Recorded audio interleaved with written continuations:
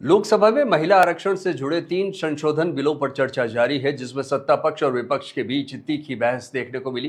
प्रधानमंत्री नरेंद्र मोदी ने इसे ऐतिहासिक कदम बताते हुए कहा कि ये मंथन देश की राजनीति का स्वरूप बदल देगा और इससे अमृत निकलेगा जो भारत की दिशा और दशा तय करेगा।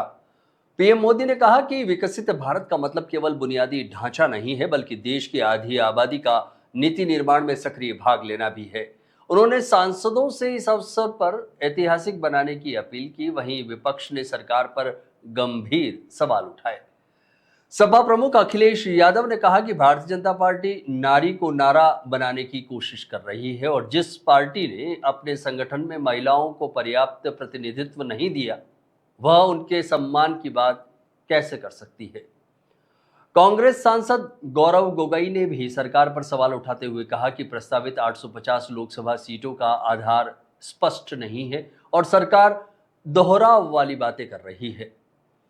बिल में लोकसभा सीटों की संख्या 543 से बढ़ाकर 850 करने का प्रस्ताव है, जिसमें राज्यों को यानी कि राज्यों में 815 और केंद्र शासित प्रदेशों में 35 सीटें होगी।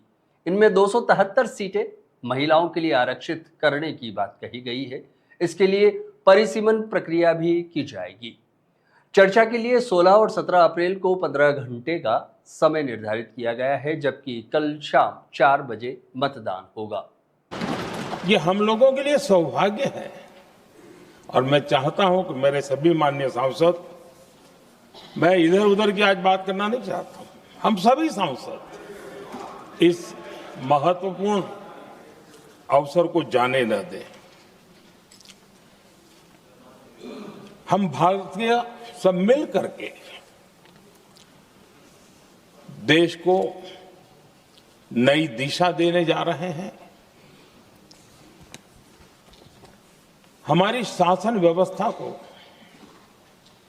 संवेदनशीलता से भरने का एक सार्थक प्रयास करने के लिए जा रहे हैं।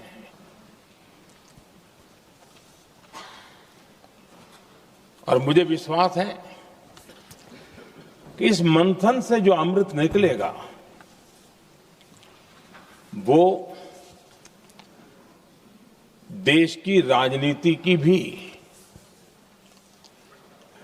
उसके रूप स्वरूप को तो तय करने ही करने वाला है, लेकिन ये देश की दिशा और दशा भी तय करने वाला है।